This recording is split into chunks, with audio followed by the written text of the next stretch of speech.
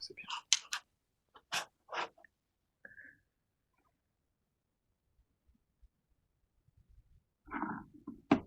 Exactement. Alors, on va aller dans une petite écriture. Je vais vous montrer. On peut aller dans Genèse. Genèse au chapitre 1.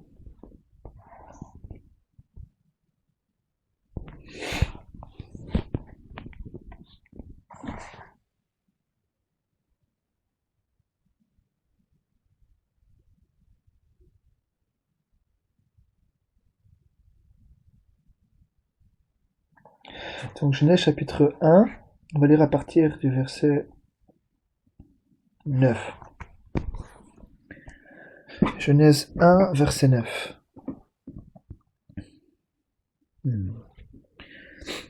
Il dit, Dieu dit que les eaux qui sont au-dessous du ciel se rassemblent en un seul lieu, et que le sec paraisse. Et cela fut ainsi. Dieu appela le sec terre, et il appela l'amas des eaux mer. Dieu vit que cela était bon. Puis Dieu dit que la terre produise de la verdure, de l'herbe portant de la semence, des arbres fruitiers donnant du fruit, selon leur espèce, et ayant en eux leur semence sur la terre. Et cela fut ainsi. La terre produisit de la verdure, de l'herbe portant de la semence selon son espèce, et des arbres donnant du fruit, et ayant en eux leur semence selon leur espèce. Dieu vit que cela était bon. Amen. Donc ici on voit au verset 11, il dit « Puis Dieu dit que la terre produise ». Donc quand vous voyez un petit peu dans Genèse, c'est le commencement de toute chose, de toute la création, on peut le voir qu'à chaque fois Dieu a créé par sa parole, parce qu'il a parlé. Un peu plus haut, il parle à la mer. Regardez, au verset 9, ici, au verset 9, donc Genèse 1, 9. Non, pas 9, pardon. Attendez, je vais vous montrer avec l'eau. Non, c'est au verset 20. Genèse 1, verset 20. Puis Dieu dit que les eaux produisent en abondance des animaux vivants, et que des oiseaux volent sur la terre vers l'étendue du ciel. Dieu créa les grands poissons et tous les animaux vivants qui se meuvent, et que les eaux produisirent en abondance selon leur espèce. Il créa aussi tout oiseau ailé selon son espèce. Dieu vit que cela était bon. Donc c'est Genèse 1. Donc vous voyez, là dans Genèse 1, donc là on a vu le verset 20, Dieu a parlé à l'eau. Donc, en parlant à l'eau, il dit que les eaux produisent en abondance des animaux vivants, et que des oiseaux volent sur la terre, etc. C'est toujours par sa parole qu'il a créé les choses. Et là, donc là, on a vu au verset 11, il dit, puis Dieu dit que la terre produise de la verdure, de l'herbe portant de la semence, des arbres fruitiers donnant du fruit selon leur espèce, et ayant en eux leur semence sur la terre. Il dit, et cela fut ainsi, la terre produisit de la verdure, de l'herbe portant de la semence selon son espèce, et des arbres donnant du fruit, et ayant en eux leur semence selon leur espèce. Amen. Donc là on le voit, bon, on a déjà vu ça ensemble, mais je vais essayer de rentrer avec que le Seigneur m'aide à pouvoir, que ce soit lui qui puisse nous parler à travers sa parole. On voit que Dieu a créé par sa parole. Il a même créé l'homme par sa parole. Il l'a créé à l'image de Dieu. Et la Bible dit que, regardez, on peut aller voir ici, donc dans Genèse au chapitre 2.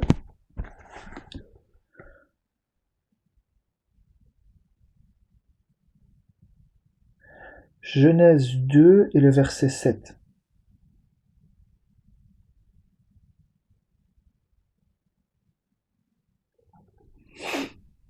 Il dit, l'Éternel Dieu forma l'homme, forma. Vous avez vu, quand on parle de former, on parle qu'il donne une forme. Hein. L'Éternel Dieu forma l'homme de la poussière de la terre.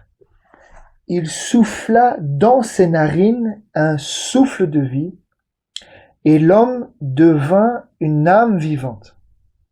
Donc son corps par la poussière de la terre, mais Dieu a mis un souffle. Hein, c'est pour ça qu'il dit que l'homme devint une âme vivante. Donc on voit que Dieu a créé, il a parlé à la terre, hein, et c'est ce qu'il dit un peu plus loin, on va le voir, hein, que tout a été fait de la poussière et tout retourne à la poussière.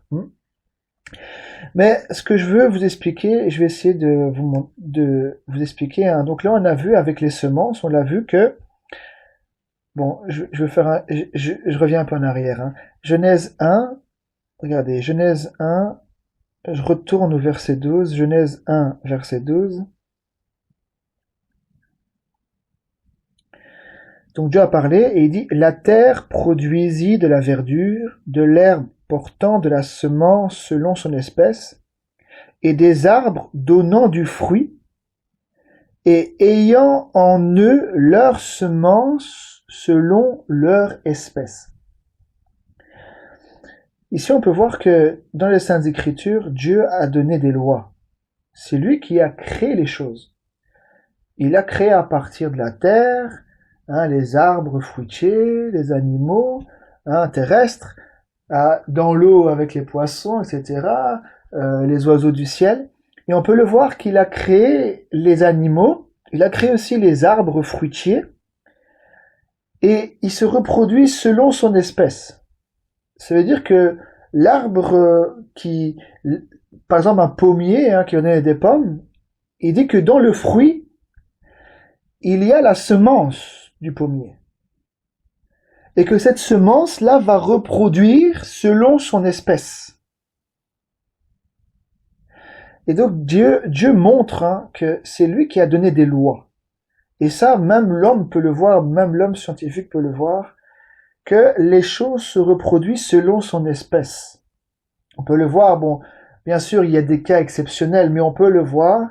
Par exemple, si vous prenez un cheval avec un âne, ça donne un mulet.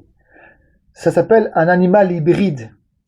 Et dans la majorité des cas, le mulet, il est stérile. Il ne peut plus reproduire.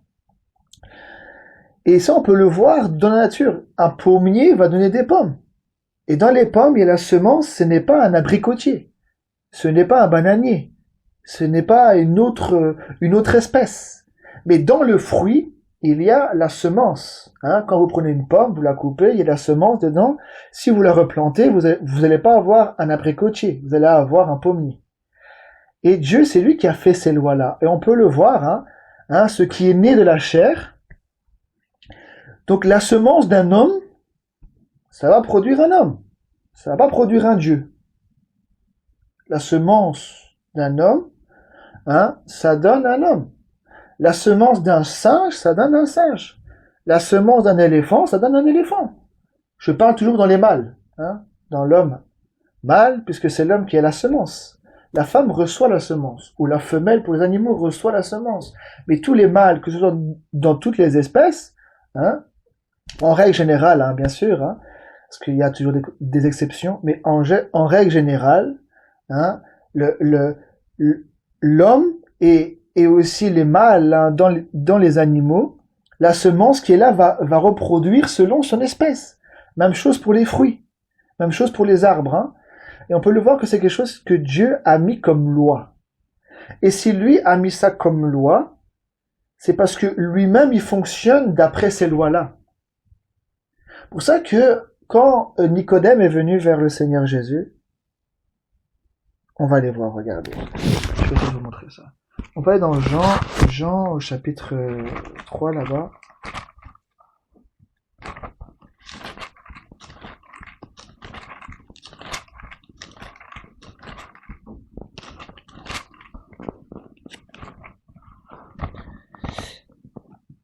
Jean chapitre 3, verset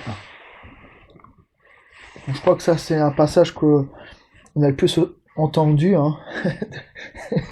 Mais il y a toujours, les Écritures sont inspirées de Dieu et elles sont utiles pour enseigner, convaincre, pour instruire. Alors Jean 3, verset 1.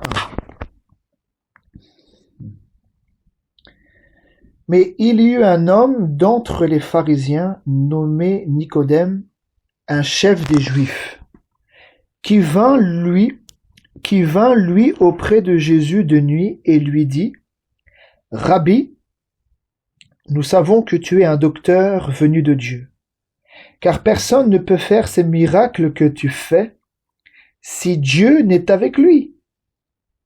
Jésus lui répondit: en vérité, je te le dis, si un homme ne naît de nouveau, il ne peut voir le royaume de Dieu.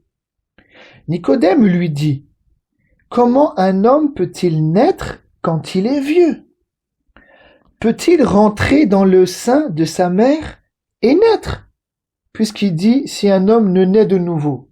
Donc lui, il voit ça de façon humaine. Il dit mais je suis déjà né et tu demandes de naître encore de nouveau. Donc est-ce que je dois encore rentrer dans le ventre de ma mère et naître? Jésus répondit au verset 5: en vérité, je te le dis, si un homme ne naît d'eau et d'esprit, vous voyez, hein, il dit bien, si un homme ne naît d'eau et d'esprit, c'est pas seulement l'eau, c'est pas seulement l'esprit. Là, on parle de la nouvelle naissance, hein. Ici, il dit bien, si un homme ne naît d'eau et d'esprit, il ne peut entrer dans le royaume de Dieu. Il dit, ce qui est né de la chair est chair. Ça veut dire chair humaine. Ce qui est né de l'homme, hein, ce qui est sorti, la semence là de l'homme, qui a été reçu là par une femme, ce qui est né là, ça donne pas un singe, ça donne pas un autre, non. Ce qui est né de la chair humaine, ce qui est né de la nature humaine, devient un être humain. Mais par contre ici il dit ce qui est né et ce qui est né de l'esprit est esprit. Hein?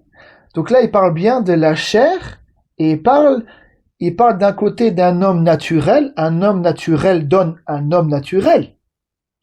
Mais par contre, celui qui est spirituel, ça veut dire Dieu. Hein?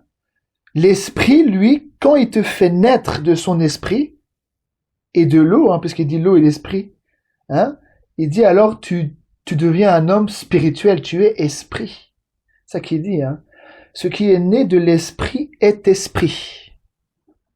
Il dit, ne t'étonne pas que je t'ai dit, il faut que vous naissiez de nouveau. Le vent souffle où il veut, et tu en entends le bruit. Mais tu ne sais d'où il vient. Écoutez bien. Le vent souffle où il veut, et tu en entends le bruit. Mais tu ne sais d'où il vient, ni où il va. Mais écoutez qu'est-ce qu'il dit. Il dit, il en est ainsi. De quoi? Il dit, il en est ainsi de tout homme qui est né de l'esprit. Ça veut dire qu'on ne sait pas ni d'où il vient, ni où il va. Quelqu'un qui est né de l'esprit, il ne peut pas être compris dans ce monde. Il ne peut pas être compris parce que il a reçu une semence qui vient d'en haut. Il a reçu la semence de Dieu dans son cœur. Il est né de l'esprit. Ça veut dire que lui, il vient il va dans un autre lieu de la terre. Donc les gens, ils ne savent pas ni d'où il vient, ni où il va. Et c'est ce qu'il dit, hein. Regardez au verset 8, hein. Je relis. Il dit, le vent souffle où il veut, et tu en entends le bruit. Mais tu ne sais d'où il vient, ni où il va. Il en est ainsi de tout homme qui est né de l'esprit. Vous avez vu? Donc là, ici, voyez, le Seigneur Jésus, il était né, il a été engendré par l'Esprit de Dieu, par la parole. C'est la parole faite chair. C'est Dieu qui a parlé, cette parole s'est faite chair. Et il était là sur la terre, on ne savait ni d'où il vient, ni où il va.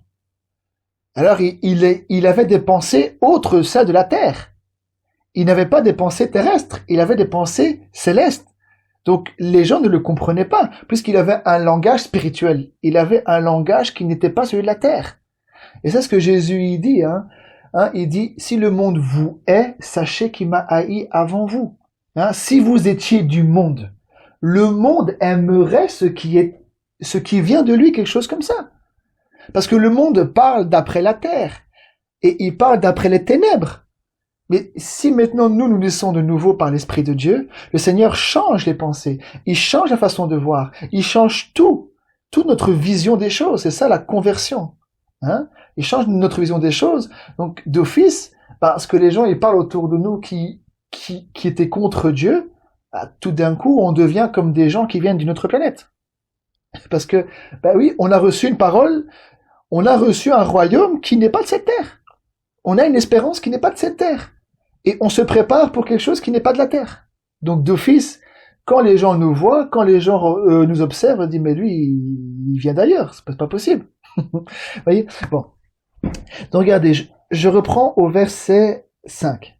Au verset 5. Il dit, Jésus répondit, en vérité, je te le dis, si un homme ne naît d'eau et d'esprit, il ne peut entrer dans le royaume de Dieu. Ce qui est né de la chair est chair, et ce qui est né de l'esprit est esprit. Amen. Je vais essayer de vous montrer, regardez. On peut aller dans Ecclésiaste, le livre d'Ecclésiaste, je vais essayer de vous montrer. C'est après les Proverbes, je crois. Ouais.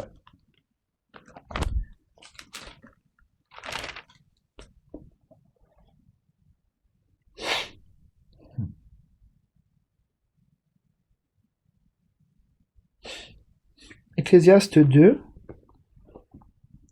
Je vais vous lire le verset 13 parce qu'on en a parlé il n'y a pas longtemps, comme ça vous voyez que c'est écrit, parce que je savais que c'était écrit, mais je ne savais pas où. Mais je vais vous le montrer. Ecclésiaste 2, verset 13. Il dit, et j'ai vu que la sagesse a de l'avantage sur la folie. Comme la lumière a de l'avantage sur les ténèbres. Vous vous souvenez, on avait parlé de ça avec Dieu et lumière, et que si nous suivons la lumière, qui est la parole, mais le Seigneur lui-même avait dit, je suis la lumière du monde, celui qui me suit ne marchera point dans les ténèbres, mais il aura la lumière de la vie. Et j'avais pris cette parole pour montrer que, en suivant les paroles du Seigneur Jésus qui sont la lumière, qui est la lumière, quand on obéit à ces paroles-là, quand les ténèbres viennent pour pouvoir nous séduire, pour pouvoir nous piéger, la lumière a de l'avantage. C'est que quand tu es dans la lumière, tu es au-dessus. Quand tu marches dans la lumière, tu es au-dessus. C'est ça qu'il dit. Il dit, la lumière a de l'avantage sur les ténèbres. Mais quelqu'un qui a l'avantage sur quelqu'un d'autre, c'est quelqu'un qui domine. Donc la lumière est au-dessus des ténèbres. Donc c'est juste pour vous montrer que c'est écrit. Comme la lumière a de l'avantage sur les ténèbres. Ça c'est sûr. Dieu est lumière. Donc si nous marchons dans la lumière, de clarté en clarté, ça veut dire que nous marchons de victoire en victoire sur les ténèbres du monde. Ça c'est sûr. Donc, je vais vous montrer ça ici. Regardez, donc Ecclésiaste chapitre 3, verset 20. Même verset 19. Oui. Ecclésiaste 3, verset 19. Il dit, car le sort des fils de l'homme et celui de la bête est pour eux un même sort. Comme meurt l'un, ainsi meurt l'autre. Ils ont tous un même souffle. Et la supériorité de l'homme sur la bête est nulle, car tout est vanité. Il dit, tout va dans un même lieu. Tout a été fait de la poussière et tout retourne à la poussière. Amen. Je vais essayer de vous montrer ça. Un instant.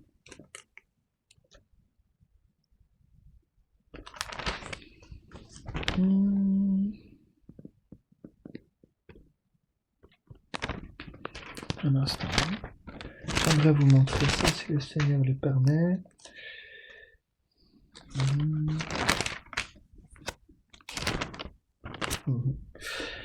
On peut lire donc Ecclésiaste 3 aussi et le verset 14. Je vais allumer ma lampe parce que je vois rien.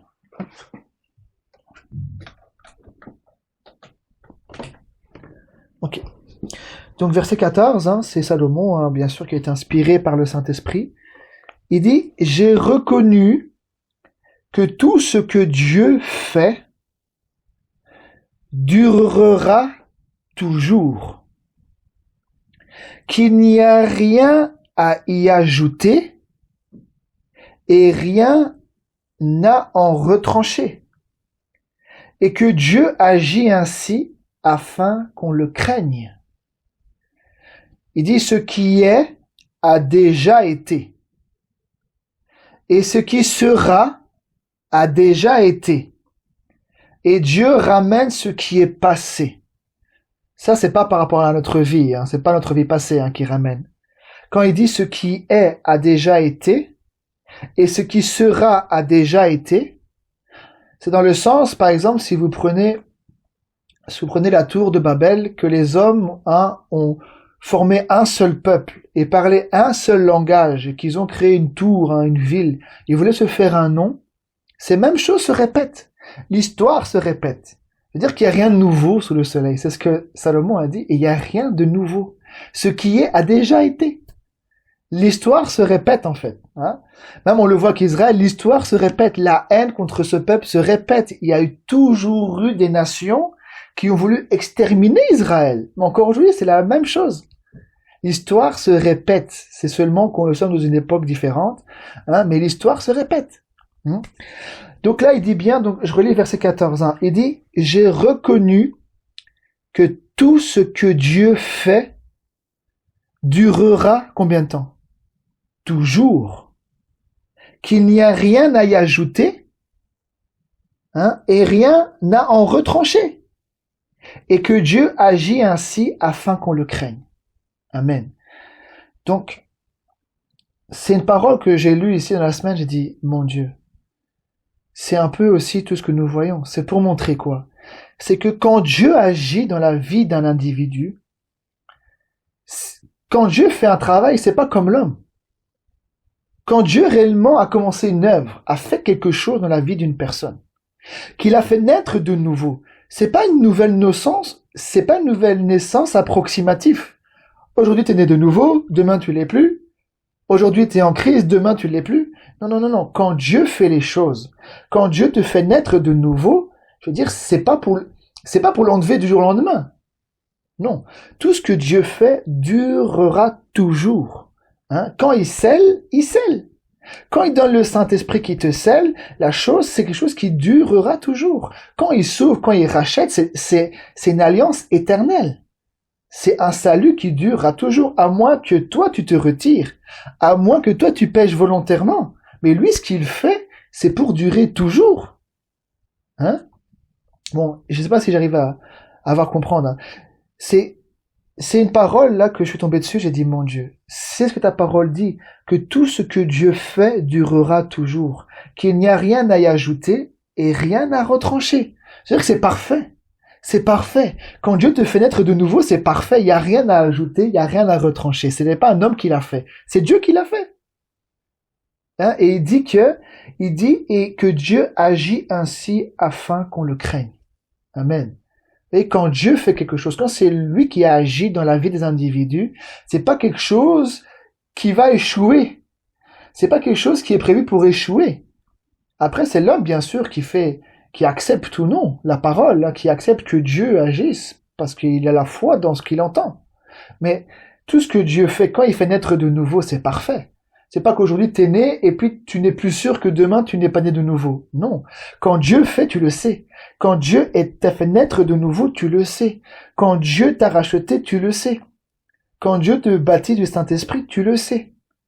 Hein, c'est pas qu'aujourd'hui, bah oui, aujourd'hui je suis en Christ, et puis demain dire ah ben non, je suis pas en Christ. Non. Quand t'es en Christ, t'es en Christ. Tu le sais, c'est une expérience. Hein. Donc c'est ça qu'il faut comprendre. Hein.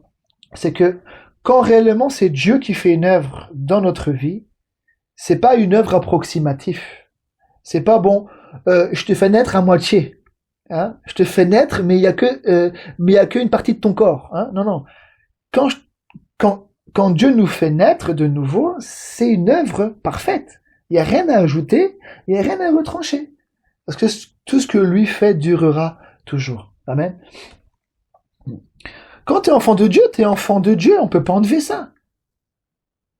Quand tu es né de Dieu, que tu es enfant de Dieu, c'est quand même pour que ça dure toujours quand même. C'est pas pour qu'aujourd'hui tu es enfant de Dieu, demain tu deviens enfant du diable. Non, c'est pas possible. Quand tu es né de Dieu, tu es né de Dieu. C'est une œuvre que Dieu a faite. Hein. Alors, je vais essayer de montrer ça. Hein. Attendez. Hein. Enfin, moi, en tout cas, c'est un passage qui m'a touché. Et j'ai vraiment, ça m'a interpellé. Je dis, mais oui, Seigneur, tout ce que tu fais dans la vie des uns et des autres, hein, quand c'est ton œuvre à toi que tu agis à l'intérieur d'une personne, se dire, il n'y a rien à ajouter, il n'y a rien à retrancher, c'est une œuvre parfaite.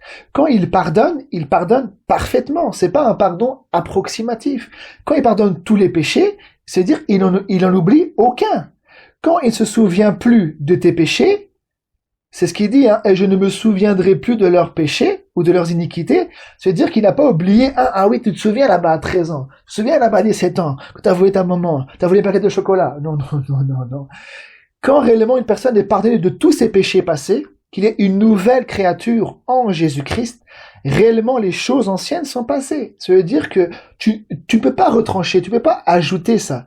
Si Dieu lui a oublié, il a tout oublié. Il a pas dit bon, j'oublie seulement une partie et j'oublie pas le reste. Quand lui pardonne, c'est pas qu'il pardonne seulement certains que tu as confessés et d'autres que t'as pas confessés. Non, non, non, non, non. Parce que quand Dieu agit, qui te visite dans ton cœur, c'est une repentance au plus profond.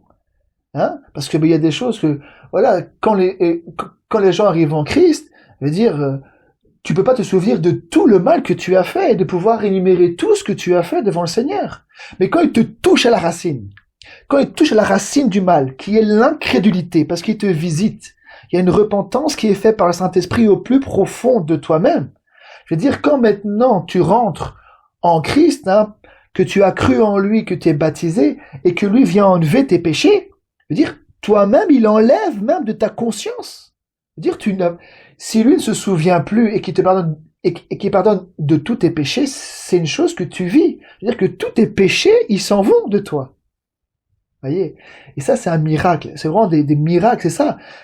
C'est ça le plus grand miracle. Hein. Souvent, beaucoup de serviteurs l'ont déjà dit, on peut être guéri d'une maladie, on peut être guéri d'un cancer, on peut être guéri de ceci ou de cela. Mais le plus grand des miracles, c'est qu'une personne naisse de nouveau, puisse être sauvée, être rachetée, être pardonnée de tous ses péchés. Un gangster qui vient à Jésus, il peut avoir une maladie, il est guéri, mais s'il ne vient pas au salut, la maladie, pour finir, il va quand même mourir. Parce que si la maladie n'est pas guérie, il y a des maladies qui amènent à la mort, hein, et tu vas quand même mourir, et d'autres qui peuvent être guéris, hein, comme un rhume, etc.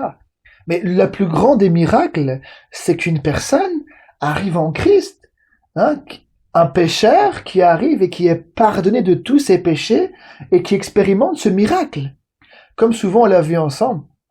Vous imaginez tous les gens qui sont venus vers Jésus?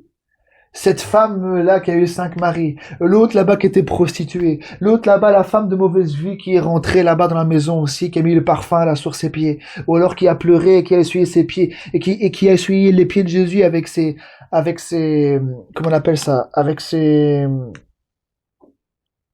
cheveux, hein? C'était une femme qui était pas de bonne réputation. Hein, parce que même eux ont répondu, mais s'ils savaient de quelle espèce est cette femme. Vous voyez, donc, mais le Seigneur, quand les gens étaient venus vers lui, parce que ça, il faut comprendre, c'est que avant que Jésus soit sous la croix, qu'il soit crucifié, qu'il puisse être enseveli et ressuscité. La Bible dit que quand il était sur la terre, il avait le pouvoir de pardonner les péchés. Et même les religieux à l'époque, ils disent, mais tu es qui toi pour pouvoir pardonner les péchés? Tu vois? Et il dit, mais sachez que le Fils de l'homme a sur la terre, le pouvoir de pardonner les péchés. Quand il disait, va, tes péchés sont pardonnés, sur la terre, il avait le pouvoir. Mais aujourd'hui, si moi je prends cette écriture, que moi je l'entends, et que je dis, moi aussi je crois Seigneur que tu me pardonnes, mais là il a parlé à cette femme-là. Mais après qu'il y ait eu la crucifixion, le Seigneur a donné des ordres aux apôtres par le Saint-Esprit de prêcher l'évangile. Et c'est la repentance est annoncée par le nom de Jésus-Christ, dans la foi, dans le Seigneur Jésus-Christ. Et ça, c'est vraiment quelque chose qu'il faut comprendre, c'est que il y a des lois divines. Premièrement, il faut que l'évangile soit prêché. Parce que c'est un ordre qu'ils ont reçu. Imaginons une prophétie, quelqu'un est inspiré à vous dire, écoute, toi, telle personne, tu es une élue. Crois-le, et tu seras élu. Oui, tu peux le croire. Mais c'est seulement en passant par la porte. C'est en passant par la porte étroite, en croyant au Seigneur Jésus-Christ, en rentrant en Christ, que la chose devient réelle. Vous voyez, c'est la porte. Il dit, efforcez-vous d'entrer par la porte étroite. Celui qui rentre par ailleurs, c'est un voleur et un brigand. Donc, qu'est-ce que je vais expliquer à travers ça? Comment expliquer ça? C'est que les personnes qui sont venues vers lui, le Seigneur Jésus, avant de mourir, parfois ils pouvaient dire, tes péchés sont pardonnés. Mais aujourd'hui, si moi je prends cette écriture-là, que je vous la donne, vous pouvez croire à cette parole-là. Allez, moi aussi, Seigneur, je le crois aussi que tu me pardonnes maintenant de tous mes péchés. Mais ça, c'était avant qu'il puisse être crucifié. Mais pour nous, l'Église a commencé à la Pentecôte. Je veux dire que ce qui est prêché, aujourd'hui, ce que les apôtres ont prêché, c'est pas, écoute, le Seigneur a pardonné cette femme-là. Est-ce que tu le crois aussi qu'il te pardonne là maintenant? C'est pas ça qui a été annoncé. Non, les gens devaient recevoir la semence. Ils devaient recevoir la semence, naître de nouveau par l'esprit et par l'eau, par la parole. Il fallait que la semence de Dieu, qui est la parole de Dieu, annoncée par l'esprit. C'est ce qu'il dit, celui qui est né de l'esprit. C'est-à-dire que pour naître de l'esprit, il faut quand même que l'esprit donne une semence, puisque pour que moi je puisse naître, même humainement, il fallait que je sois engendré par un père. Donc, pour que moi je puisse naître de nouveau, aujourd'hui, le Seigneur a donné une ligne. C'est par l'évangile que nous naissons de nouveau. C'est par la prédication du Seigneur Jésus-Christ, c'est lui la semence. C'est lui ce grain de blé, bien sûr c'est figuré, mais ce grain de blé qui est tombé en terre et qui devait mourir pour pouvoir porter du fruit. Bon, je vais essayer de avancer un petit peu. Mais tous ceux qui sont venus vers le Seigneur, les prostituées, les gens de mauvaise vie, même je crois Matthieu, les publicains, tous ceux qui étaient là, c'est des gens de mauvaise vie. Puisque même les religieux ont reproché, dit, mais toi tu manges avec les publicains et les gens de mauvaise vie. C'est-à-dire que c'était pas des gens avec une bonne réputation. Il n'était pas assis avec des gens bien habillés qui paraissaient justes. Non, il était assis avec des gens de mauvaise vie. Mais tous ceux qui sont venus à lui, qui ont reçu le pardon de leurs péchés, quand il les a pardonnés, je veux dire que dans leur conscience, c'était parfait. Une prostituée qui venait à Jésus, elle recevait le pardon des péchés, elle expérimentait le pardon des péchés dans toute sa conscience. Elle n'avait plus le souvenir, elle n'avait plus la culpabilité. Elle ne sentait plus qu'en elle était une pécheresse, elle était une prostituée, mais qu'elle était devenue une sainte, bien sûr, pas encore venue à la perfection, mais que grâce à la parole, le Seigneur a fait quelque chose en elle et a ôté tous ses péchés. Vous voyez, ça c'est vraiment quelque chose qu'il faut voir à travers les Écritures, c'est que quand l'Évangile est donné, que le Seigneur pardonne, quand tu expérimentes le pardon de tes péchés, ça veut dire que tu expérimentes le pardon de tous tes péchés passés. C'est pas qu'un non, mince, oui, j'ai encore celui-là, encore coupable dans ma tête. Non. Quand Dieu enlève le péché, il ôte les péchés. Il ôte les péchés. il laisse pas quelques-uns encore pour que tu puisses encore être cloué. Non, non, quand il pardonne totalement. Amen. Bon, je vais essayer de vous montrer ici. On parlait dans Ésaïe 40, je crois par là. Je vais essayer.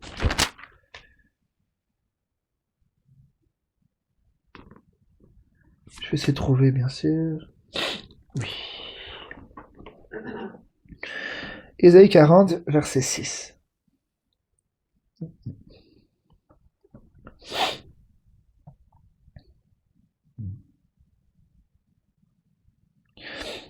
Ésaïe 40, verset 6. Donc, souvenez-vous que chaque semence se reproduit selon son espèce. On l'a vu, c'est une loi que Dieu a donnée avec les arbres fruitiers, mais aussi avec l'homme. La semence qui sort de l'homme va donner un homme. La semence qui sort de la pomme, là, quand on la plante, ça va se reproduire selon son espèce, ça veut dire un pommier. Maintenant, la même chose. Si la semence de Dieu rentre en nous, puisque la semence de Dieu, c'est sa parole, c'est-à-dire que ce qu'elle va produire en nous, elle va produire la nature divine. Elle va produire la nature de Dieu. Puisque chaque semence se reproduit selon son espèce. Donc quand la semence de Dieu rentre en nous, c'est-à-dire sa parole, et plus particulièrement son évangile, c'est-à-dire la personne de Jésus-Christ, ce qui s'est passé concernant Jésus-Christ, et que cette semence rentre dans notre cœur, et qui nous fait naître de nouveau, qu'est-ce qu'elle va produire en nous? Elle va produire la sainteté, elle va produire la droiture, elle va produire la vérité, elle va produire la nature de Dieu. Comme il dit, un bon arbre porte de bons fruits, mais un mauvais arbre porte de mauvais fruits. Bon, on va le voir ensemble. Donc, Ésaïe 40, le verset 6.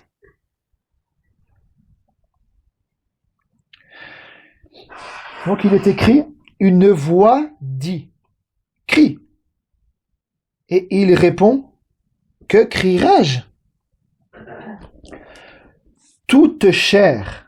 Vous voyez, quand on parle de la chair, c'est dire on parle de l'homme. Il dit toute chair.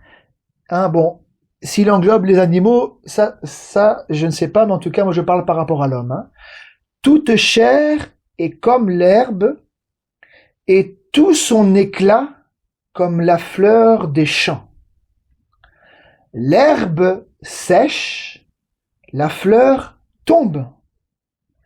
Quand le vent de l'Éternel souffle dessus, il dit, certainement le peuple est comme l'herbe. Vous voyez, donc là, il parle bien du peuple, il parle de la chair humaine. Donc je répète, il dit, toute chair est comme l'herbe. Et tout son éclat comme la fleur des champs. L'herbe sèche, la fleur tombe. Quand le vent de l'Éternel souffle dessus, certainement le peuple est comme l'herbe. L'herbe sèche, la fleur tombe. Donc, qu'est-ce qu'il dit en d'autres termes? C'est que toute la gloire là que nous avons avec notre corps, avec notre chair, aujourd'hui on est là, on peut avoir la gloire, on peut être beau, etc. Mais un jour on flétrit et un jour on part. Mais il dit, mais la parole de notre Dieu subsiste éternellement. Vous voyez, il dit, mais la parole de notre Dieu subsiste éternellement. Amen. Je vais essayer de trouver, parce qu'il y a des choses qui viennent dans mon esprit, mais il faut que je trouve où c'est écrit. Que Dieu fasse grâce. Regardez. Pas dans le livre de Jean. Donc vous voyez, ce qui est né de la chair est chair, mais ce qui est né de la chair, à un moment ou à un autre, ça va se corrompre. Ça veut dire que ça va être voué à retourner à la poussière. C'est ça qu'on a vu dans l'Ecclésiaste. Tout vient d'un même lieu, tout a été tiré de la poussière et tout retourne à la poussière. C'est la même chose. Là, comme il dit, toute l'herbe, là, toute chair est comme l'herbe, et toute sa gloire comme la fleur des champs. L'herbe sèche, la fleur tombe. C'est ça, c'est ça. Regardez, je vais vous montrer, on peut aller dans Jean, que Dieu m'aide.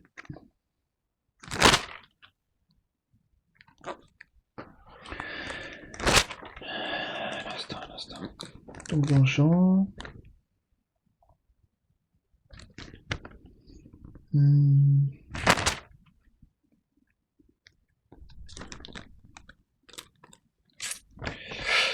Alors, Jean, c'est où? Je sais pas si je vais trouver, que Dieu m'aide. On peut aller dans Jean 7. Jean 6. Jean 6.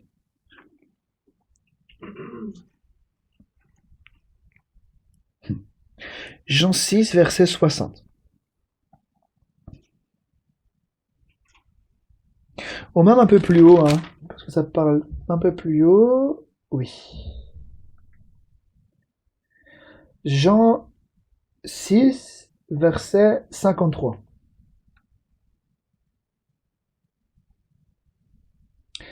Jésus leur dit, en vérité, je vous le dis, si vous ne mangez la chair du Fils de l'homme, et si vous ne buvez son sang, vous n'avez point la vie en vous-même.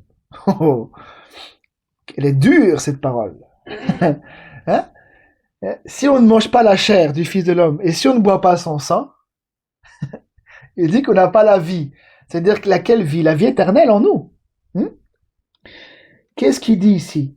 Il dit, celui qui mange ma chair et qui boit mon sang a la vie éternelle, et je le ressusciterai au dernier jour. Car ma chair est vraiment une nourriture, et mon sang est vraiment un breuvage. Celui qui mange ma chair et qui boit mon sang demeure en moi, et je demeure en lui. Comme le Père qui est vivant m'a envoyé, et que je vis par le Père, ainsi celui qui me mange vivra par moi. Il dit, c'est ici le pain qui est descendu du ciel. Il n'en est pas comme de vos pères qui ont mangé la manne et qui sont morts.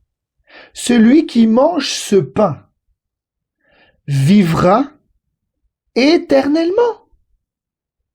Amen. C'est ce que tout à l'heure il disait là. Toute chair est comme l'herbe. Toute sa gloire comme la fleur des champs. L'herbe sèche et la fleur tombe.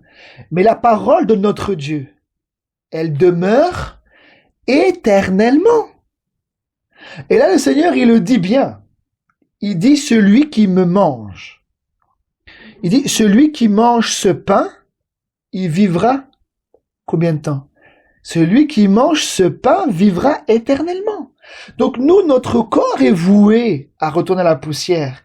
Mais si la parole de notre Dieu, si la parole du Dieu de la Bible rentre en nous, si on mange de ce pain-là, et que ce pain-là, que cette parole rentre en nous, cette parole qui demeure éternellement, alors on va vivre éternellement. Amen. Vous voyez, ça paraît très simple, mais ce sont des choses très grandes. Des choses très grandes. Parce que parfois le Seigneur parlait comme ça, simplement, mais c'était comme une parabole, parfois. Mais il explique là que lui, sa chair, c'est une nourriture. Il dit celui qui mange de ce pain, il dit que lui, il est le pain descendu du ciel. Mais est-ce que c'est un pain physique? Non. Regardez ici. Donc, je relis au verset 58. Il dit, c'est ici le pain qui est descendu du ciel. Il n'en est pas comme de vos pères qui ont mangé la manne et qui sont morts. Celui qui mange ce pain vivra éternellement. Jésus dit ces choses dans la synagogue, enseignant à Capharnaüm. Plusieurs de ses disciples, après l'avoir entendu, dirent, « Cette parole est dure, qui peut l'écouter ?» Jésus, sachant en lui-même que ses disciples murmuraient à ce sujet, leur dit, « Cela vous scandalise-t-il? Et si vous voyez le Fils de l'homme monter où il était auparavant ?» Il dit, c'est l'Esprit, avec un grand E, C'est l'esprit qui vivifie. La chair ne sert à rien. Il dit, les paroles que je vous ai dites sont esprit et vie. Amen. Ça veut dire, en d'autres termes, que ce qui sort de sa bouche, c'est de la part de Dieu. Hein, c'est de la part de l'Esprit. L'Esprit, c'est le Seigneur, c'est de la part de Dieu. Et derrière, il y a la vie. Hein, mes paroles sont esprit et vie. Ça veut dire vie éternelle. Amen. Donc, ici, il dit bien. Il dit, c'est l'Esprit qui vivifie. La chair ne sert à rien. Vous voyez, avec la chair, on ne peut rien arriver à avoir de Dieu. Cela vient de Dieu. La nature de Dieu vient de lui. C'est lui qui nous la communique par sa parole. La vie éternelle, c'est lui qui la communique par sa parole. Parce que dans Jean 1, il le dit bien, en elle, hein, dans la parole, hein, était la vie. On l'a vu ensemble, c'est la vie éternelle. Puisque cette parole qui a été annoncée, en elle était la vie, mais il fallait que cette vie puisse venir être manifestée dans une chair. Pour que la vie éternelle se retrouve dans du sang, puisque la vie est dans le sang. Donc pour que la vie de Dieu soit manifestée, il fallait qu'il y ait de la chair, il fallait qu'il y ait du sang. Et que dans le sang des veines, là, comme on dit les veines d'Emmanuel, dans le sang du Christ, c'est la vie éternelle qui coulait, la vie même de Dieu. C'est ce qui dit, ma chair est vraiment une nourriture, et mon sang est vraiment un breuvage.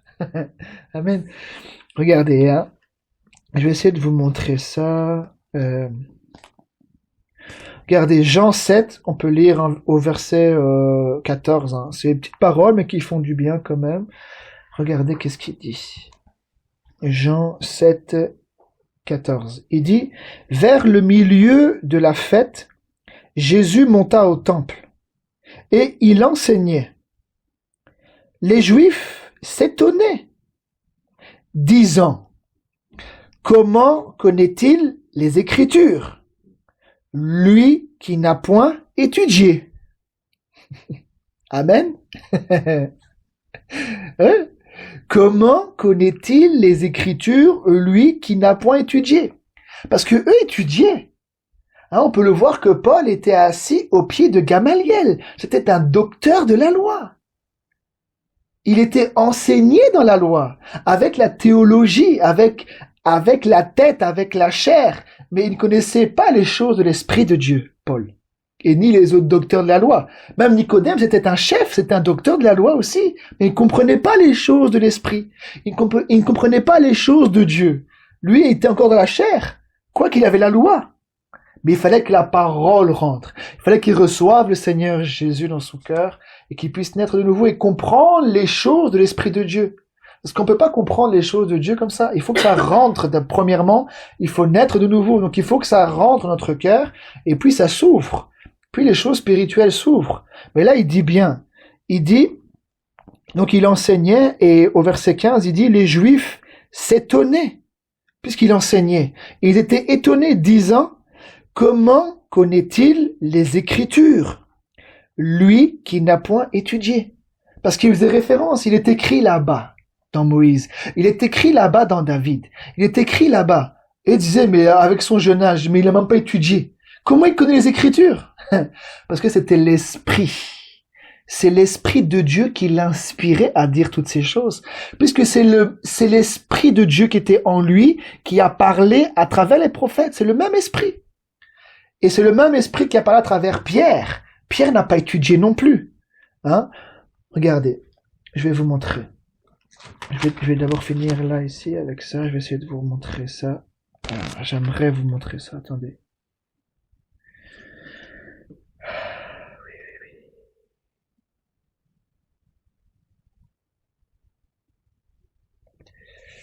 Oui.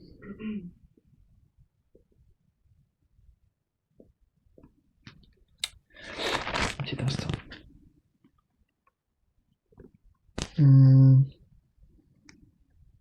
Ah voilà. Donc dans Jean 8,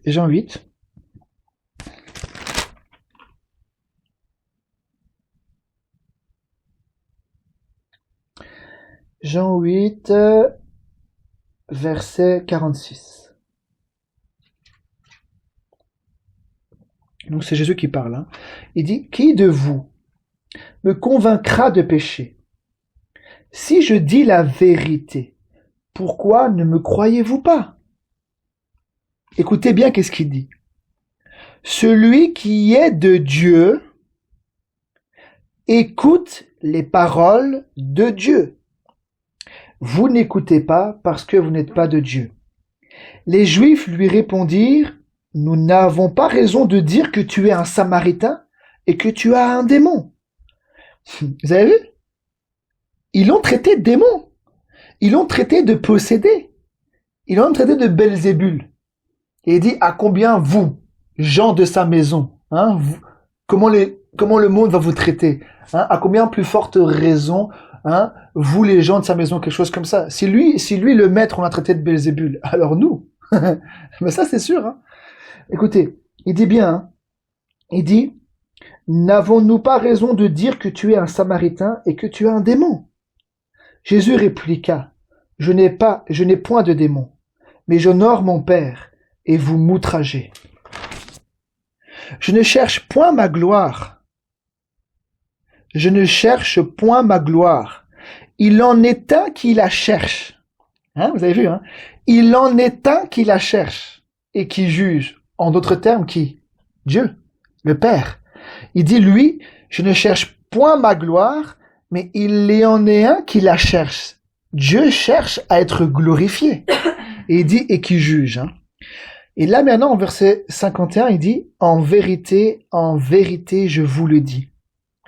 Si quelqu'un garde ma parole, il ne verra jamais la mort. Amen. Mais oui, puisque ces paroles sont esprit et sont vie éternelle, et que la parole demeure éternellement, alors si cette parole est à l'intérieur de nous, qu'elle est inscrite en nous, hein, qu'elle est gardée en nous, alors aussi nous allons vivre éternellement. Amen. Regardez, hein. Je vais vous montrer là dans Actes, on parlait dans Acte 4, je vais vous montrer avec Pierre et Jean, hein, qui n'avaient pas étudié non plus, qui n'avaient pas fait de théologie. Hein. C'est l'Esprit qui les avait enseignés, c'est l'Esprit qui les avait inspirés. Ils étaient à l'école du Saint-Esprit. Regardez, hein. Donc, Acte 4 et le verset 13.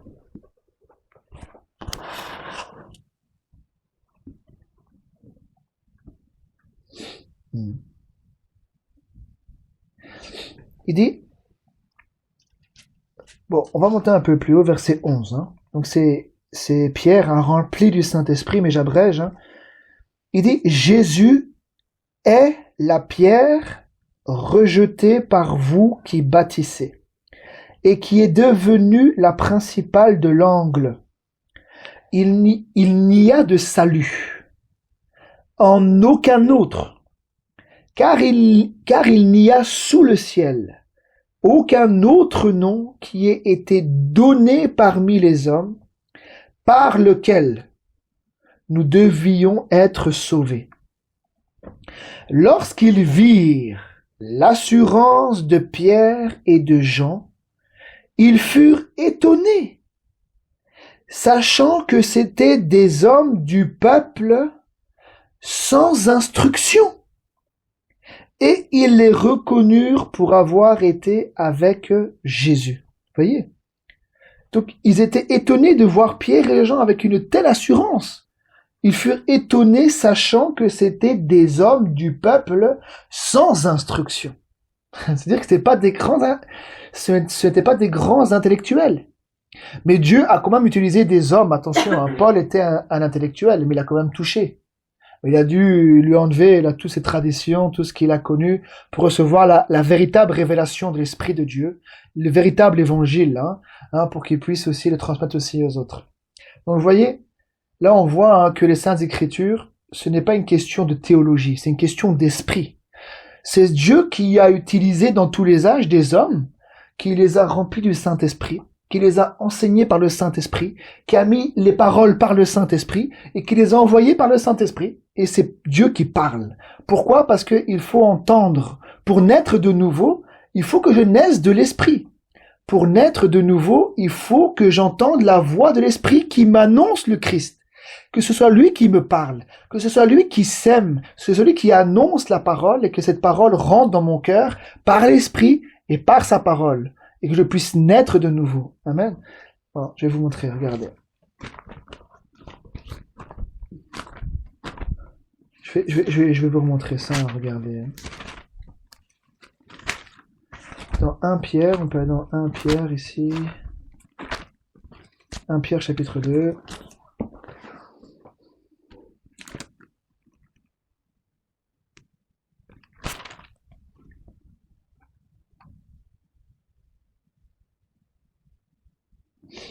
« 1 Pierre, chapitre 2. Verset 17. Ou même, attendez, même un peu plus, ça peut être bien. Oui. Verset 14. 1 Pierre 1. 1 Pierre 1, excusez-moi. 1 Pierre 1, verset 14. 1 Pierre 1, verset 14.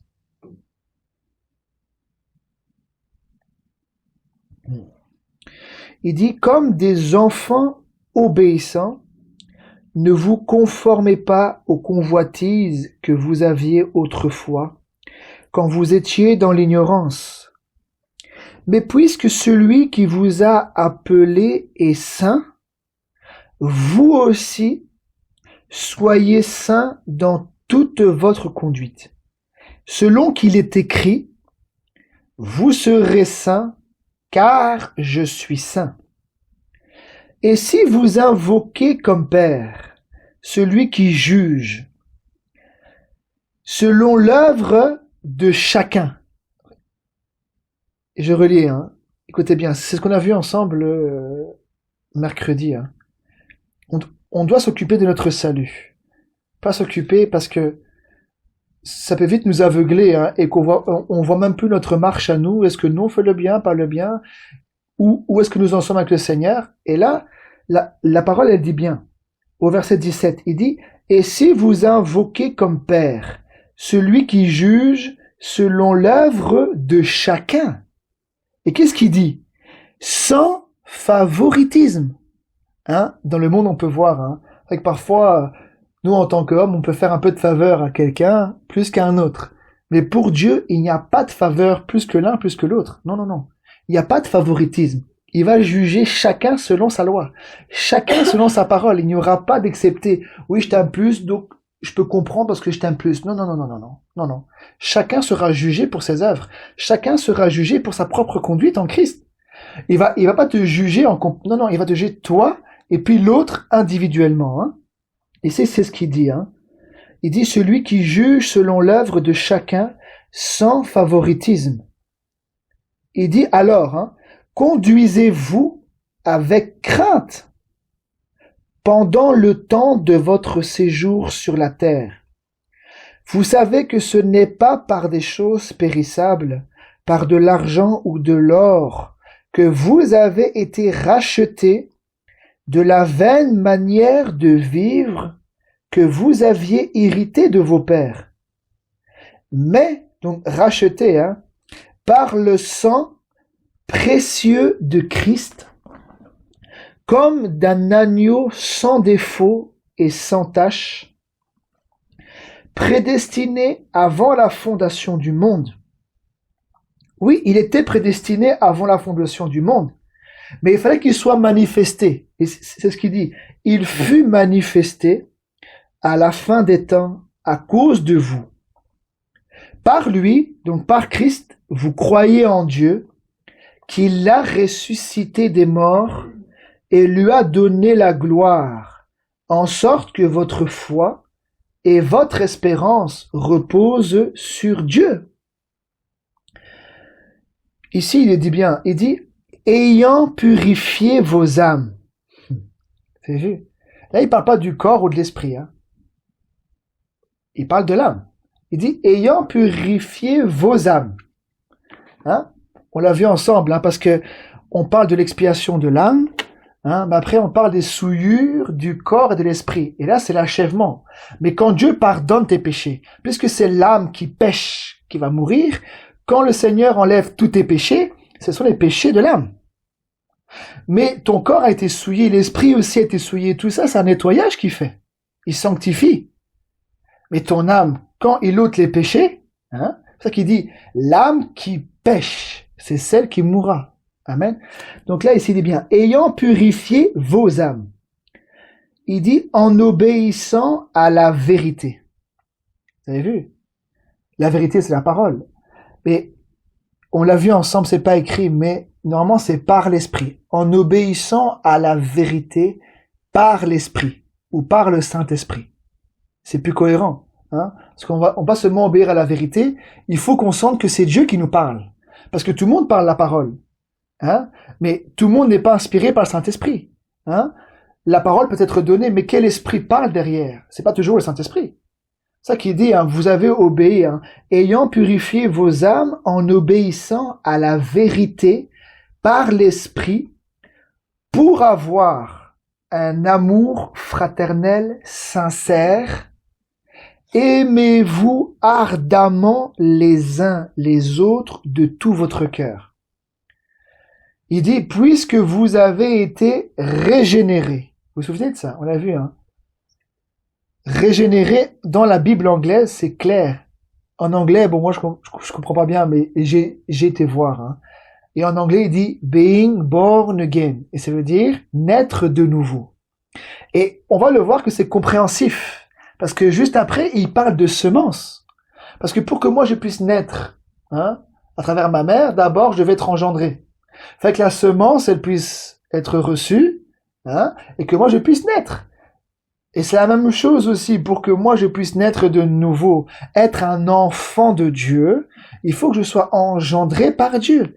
Et Dieu, puisque c'est lui qui a créé les premières lois de semence, que chaque semence se reproduise selon son espèce, pour que moi je sois son enfant, il faut que je reçois sa semence.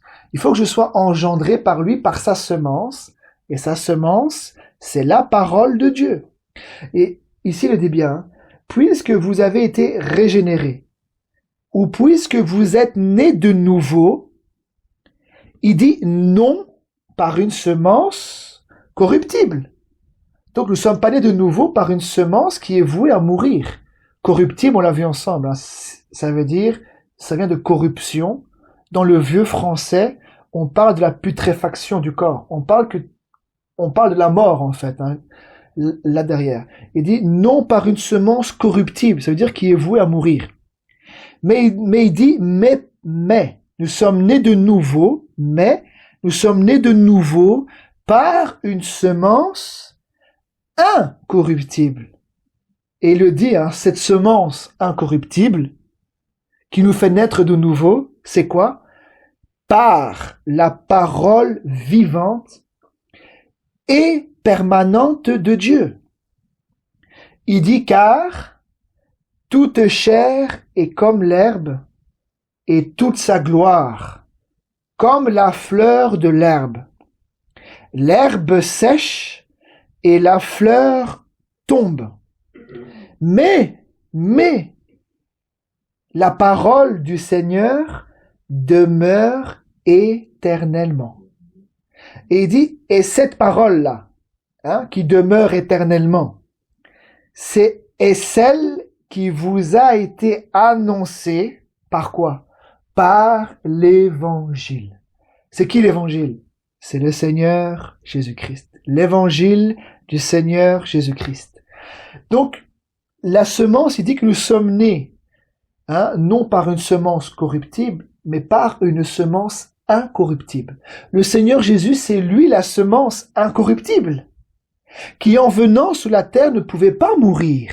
Il ne pouvait pas, son corps ne pouvait pas connaître la corruption, puisque David dit, tu ne permettras pas que ton sein voie la corruption. C'est-à-dire, le corps, là, ne pouvait pas goûter à la putréfaction. C'est ça que le 3e jour, il est ressuscité. Alors que Lazare, son ami, après le 4e jour, il était dans la tombe, mais il commençait déjà à sentir. La putréfaction avait déjà commencé, son corps sentait mauvais. Puisqu'il arrive là-bas, je crois que c'était Marthe ou Marie, une des deux sœurs. Il dit, mais Rabbi, il sent déjà Il dit, ôtez la pierre. Mais il sentait déjà, après le 4e jour. Mais il ne pouvait pas rester là-bas 4 jours. Non. Le 3e jour, il est ressuscité parce que son corps ne pouvait pas être voué à la corruption. Parce qu'il est la semence incorruptible. Et ça avait été annoncé par David en disant, tu ne permettras pas que ton bien-aimé voie la corruption.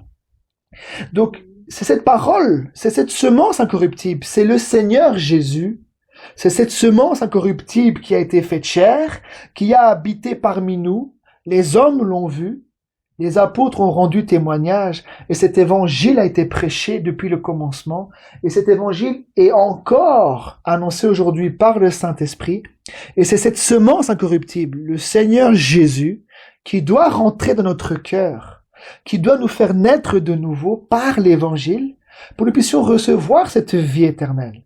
Alors si cette parole est en nous, vous vous souvenez, on l'a vu ensemble, hein, il faut que ce corps corruptible qui est voué à la mort revêt l'incorruptibilité. Mais oui, parce que la semence d'un homme,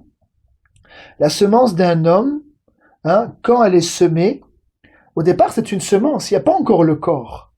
Quand la semence est semée, la semence d'un homme est semée, ce n'est pas le corps qui naît. Non, au départ, c'est une semence. Mais Dieu donne un corps à la semence. Et la semence du corps humain, la semence d'un homme, le corps qui entoure cette semence, c'est le corps d'un homme. Alors, si la semence de Dieu rentre en vous, et qu'elle est implantée à l'intérieur de vous, quand la voix va retentir, cette semence qui est en vous, elle va transformer votre corps dans la même gloire que le corps du Seigneur Jésus. Parce que cette semence aussi est vouée aussi à produire un corps. À pouvoir transformer ce corps dans le même corps, de la même manière, de la même substance que le corps du Seigneur Jésus, un corps ressuscité, un corps transformé. Mais pour ça, il faut que la semence rentre à l'intérieur. Amen. Donc, je vais vous montrer, je vais essayer de vous montrer ça. Je vais pas traîner, je vais vous montrer. On va aller dans 1 Corinthiens, regarde. Allons, attendez, 1 Corinthiens.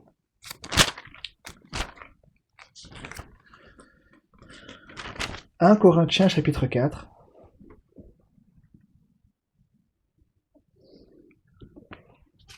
Oui, si je pointe ça, c'est parce que je crois qu'il y a une raison. C'est que beaucoup ont beaucoup d'idées sur la nouvelle naissance, mais la nouvelle naissance, elle passe par le Seigneur Jésus-Christ. Puisque la nouvelle naissance, c'est la règle d'or, je sais pas comment dire, c'est la règle, la première règle pour pouvoir être enfant de Dieu, c'est dire que c'est le début. Donc si le début, c'est la nouvelle naissance, ça veut dire que le début, c'est en rapport avec le Seigneur Jésus-Christ. Ça veut dire que la nouvelle naissance dépend, c'est par l'évangile, c'est en recevant l'évangile, en recevant la parole de Dieu, mais prêcher, comment dire, la nouvelle naissance, elle vient par la prédication de l'évangile, par la prédication de Jésus-Christ, en recevant la semence incorruptible qui est le Seigneur Jésus, quand elle rentre en vous, par la puissance du Saint-Esprit, que vous expérimentez la puissance de Dieu, la puissance de résurrection, qui a ressuscité cette semence-là incorruptible, alors elle vous fait naître de nouveau. C'est ça l'œuvre de Dieu, ça passe par la croix. Le début, c'est la croix. Amen. Et c'est ça que le Seigneur ramène. Le commencement, c'est la croix. Et tout ce que le Seigneur a fait, c'est par l'évangile, c'est par la croix, par sa mort et par sa résurrection. Tout l'œuvre du salut, du pardon des péchés, de la guérison de nos maladies, du plein salut, du Saint-Esprit dépend de ce qu'il, lui, a fait pour nous. Amen. De ce qu'il a souffert pour nous, de sa mort et de sa résurrection. Tout ça, ça dépend de notre plein salut, de notre pleine rédemption. Donc, 1 Corinthiens chapitre 4 et le verset 15.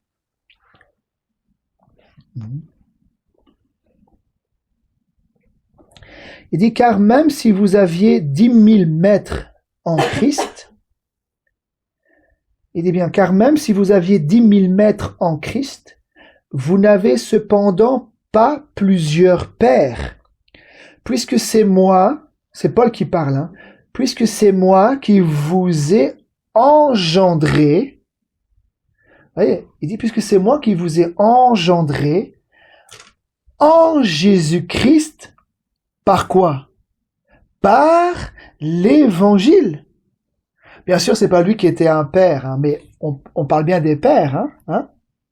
Il ramènera le cœur des enfants, hein, au père. Pour nous, les pères, nos pères à nous qui ont semé, hein, de la part de Dieu, qui ont semé l'évangile de la part de Dieu, ce sont les apôtres.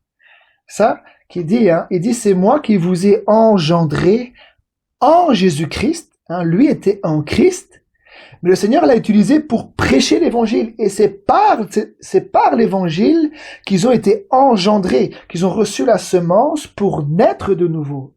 C'est par l'évangile, par la prédication du Seigneur Jésus-Christ, Christ crucifié, ressuscité. Amen. Regardez, je finis cette pensée-là avec vous. Pas dans Jacques ici, Jacques. On a déjà vu, hein, mais ce sont des rappels qui, je crois, qui peuvent toujours faire du bien.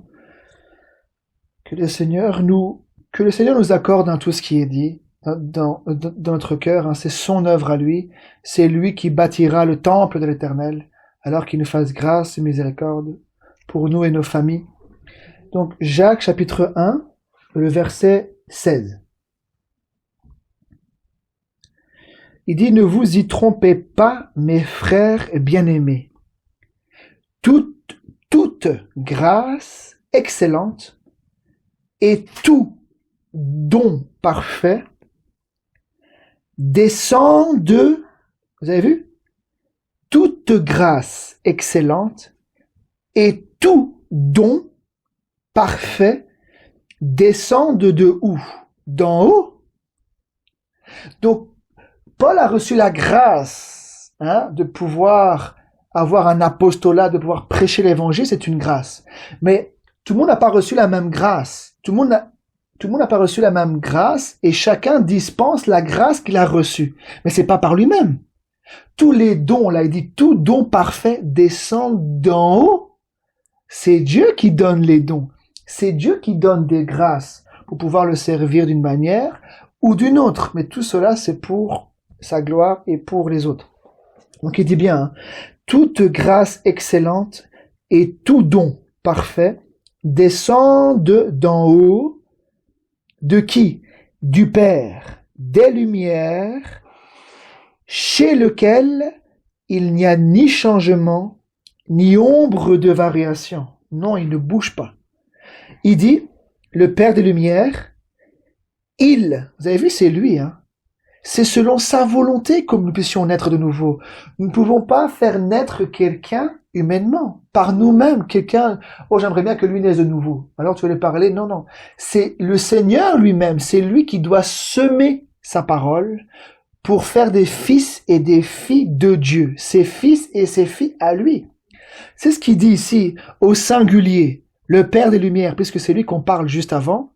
Il dit, il nous a engendré selon sa volonté.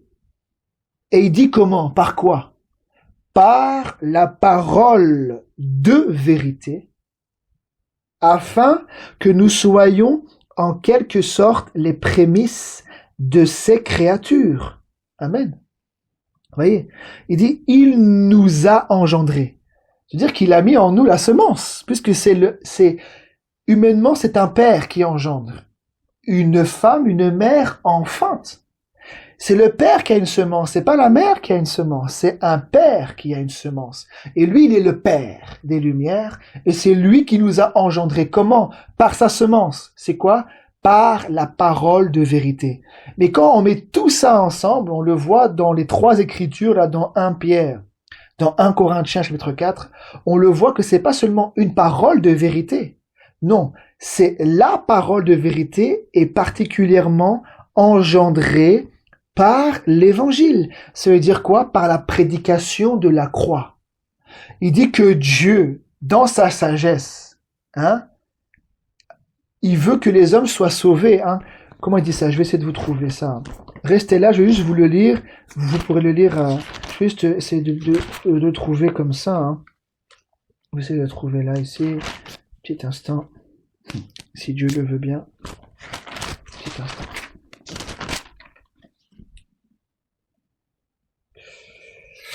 Un peu... Voilà. Vous le noterez, allez pas dedans, vous le noterez, c'est 1 Corinthiens chapitre 1 et le verset 21. Il dit, car puisque le monde avec sa sagesse n'a point connu Dieu, il a plu à Dieu dans sa sagesse de sauver, pas le sauver, de sauver les croyants par la folie de la prédication. Amen. Eh oui. Il a plu à Dieu dans sa sagesse de sauver les croyants, donc ceux qui croient. Par quoi? Par l'évangile, par la folie de la prédication. Donc il faut que Christ nous soit prêché à chacun en particulier. Aujourd'hui, je partage avec vous, c'est peut-être même pas par moi que Dieu va utiliser pour pouvoir mettre la semence dans l'un et dans l'autre. Ça, c'est Dieu. Et comme ça, vous voyez qu'est-ce que Dieu veut faire dans votre vie. Qu'est-ce que Dieu veut faire dans notre vie, dans nos enfants, nos petits-enfants. Il faut que Christ soit prêché. Que les gens entendent la prédication de Jésus-Christ. Et que par la foi dans le Seigneur Jésus, parce qu'ils l'ont entendu, puisque la foi vient de ce qu'on entend. Et ce qu'on entend vient de la parole de Dieu. Il faut que la parole de Dieu rentre. Et principalement l'évangile de Jésus-Christ. Amen. Donc il dit bien, donc notez-le, 1 Corinthiens 1 et le verset 21, il dit bien, il a plu à Dieu dans sa sagesse de sauver les croyants. Il n'a pas dit par une prophétie, non, par la folie de la prédication. Il faut que Christ soit prêché, parce qu'il faut rentrer par la porte. C'est lui la porte, c'est lui la porte de la bergerie, il faut rentrer par lui. C'est obligatoire, c'est comme ça. Bon, je finis par une parole, ou alors on en reste... Qu'est-ce que... Allez, 1 Corinthiens chapitre 15. Regardez. 1 Corinthiens chapitre 15.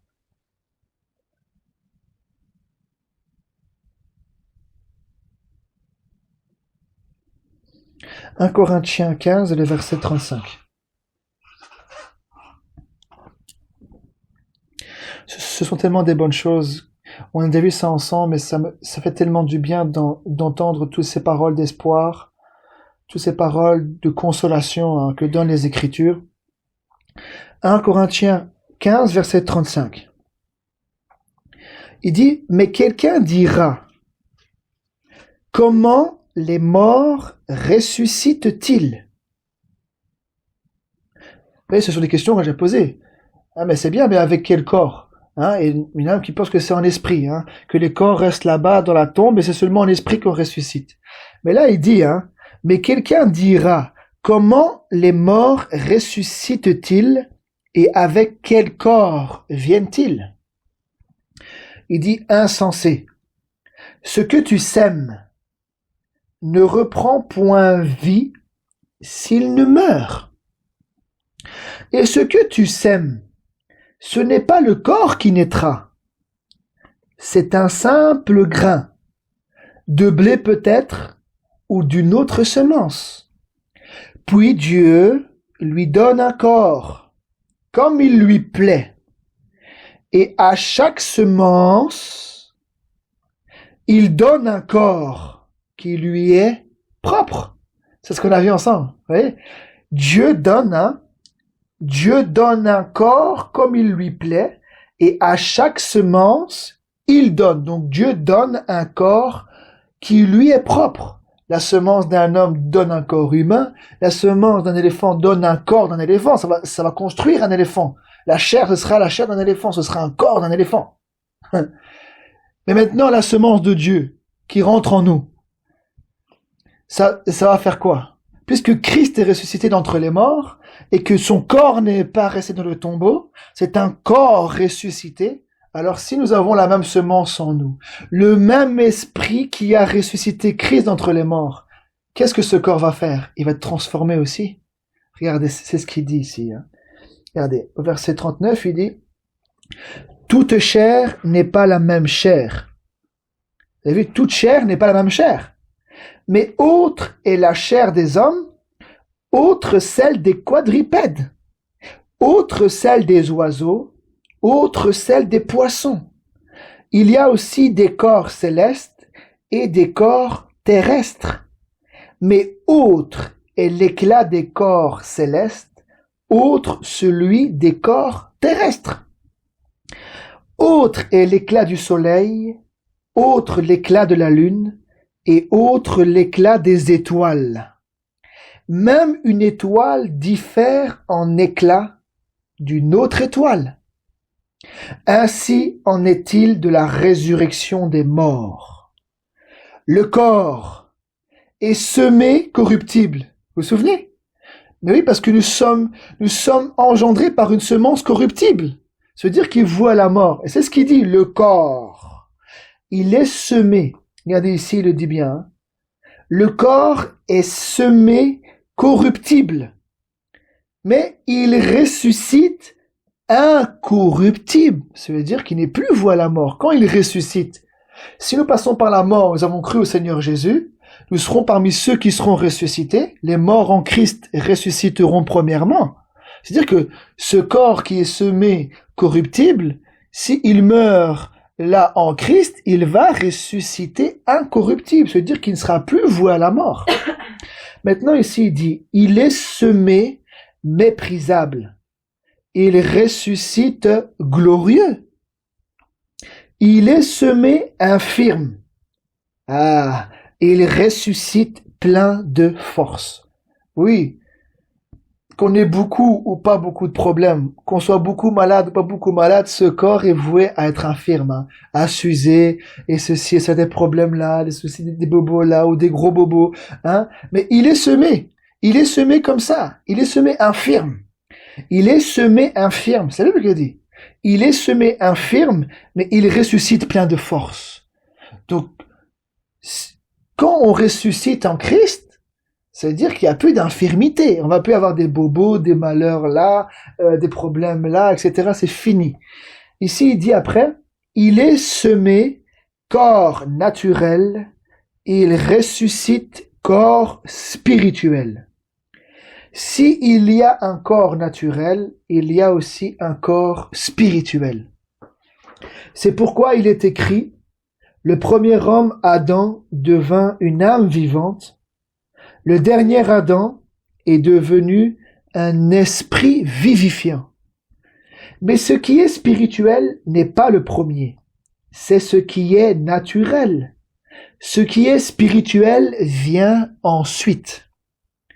Le premier homme tiré de la terre est terrestre. On l'a vu ensemble, ce qui est de la poussière. Hein? Le premier homme tiré de la terre est terrestre. Mais il dit, le second homme est le Seigneur du ciel. Bon, je sais que peut-être que vous l'avez pas dans la traduction, mais dans d'autres traductions, c'est comme ça. Il dit, le second homme est le Seigneur du ciel. Vous pourrez aller voir dans Darby, hein, je crois dans Darby il est écrit, ou Martin. Il dit, tel est le terrestre, tels sont aussi les terrestres. Et tel est le céleste, tels sont aussi les célestes. Et de même que nous avons porté l'image du terrestre, nous porterons aussi l'image du céleste. Ce que je dis, frère, c'est que la chair et le sang ne peuvent hériter le royaume de Dieu, et que la corruption n'hérite pas l'incorruptibilité. Voici, je vous dis un mystère, nous ne mourrons pas tous, mais tous nous serons changés, en un instant, en un clin d'œil. Donc, on parle d'être changé, le corps changé, hein. Il dit, tous nous serons changés en un instant, en un clin d'œil, à la dernière trompette. La trompette sonnera et les morts ressusciteront incorruptibles et nous serons changés. Car il faut que ce corps corruptible revête l'incorruptibilité et que ce corps mortel revête l'immortalité.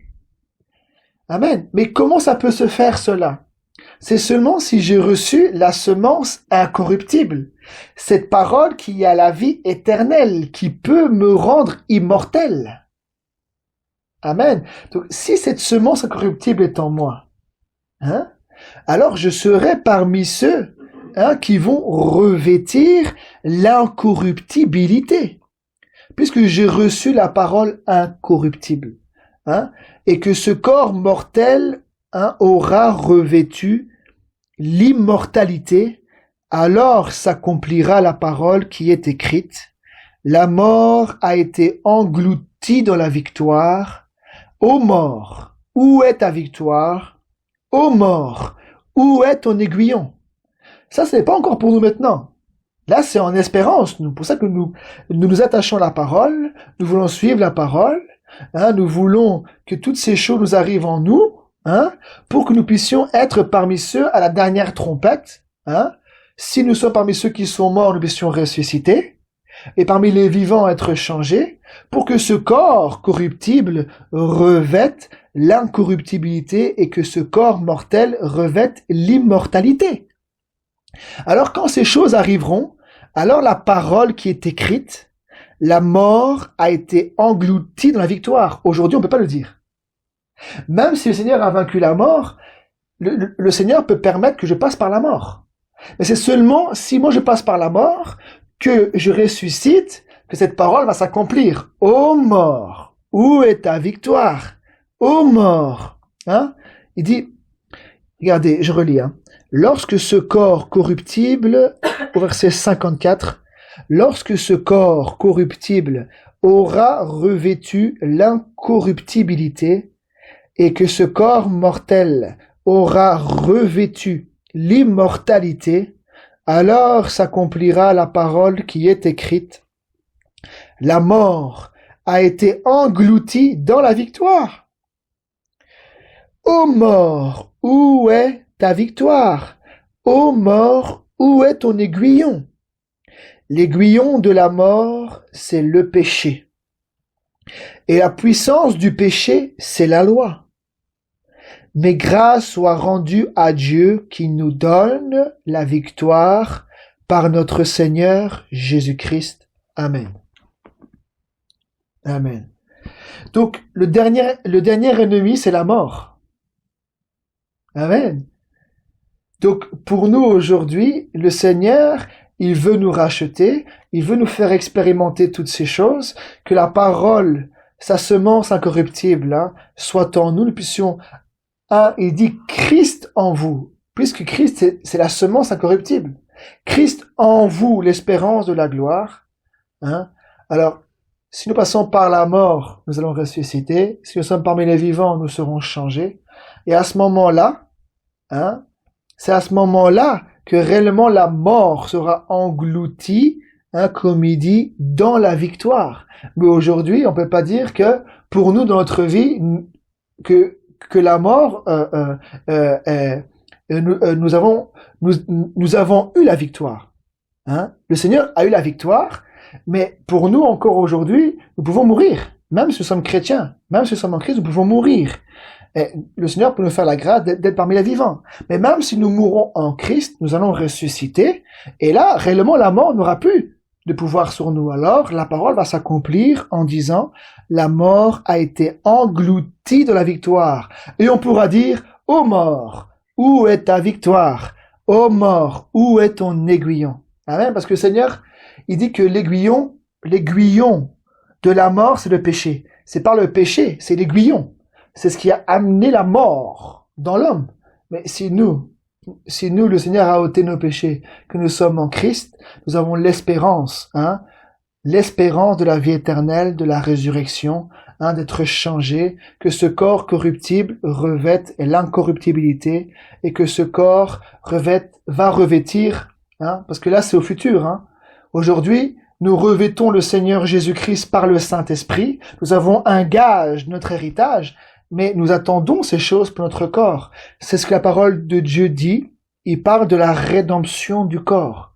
Aujourd'hui, mon âme, les péchés sont expiés, mon esprit est vivifié, mais mon corps n'est pas encore racheté.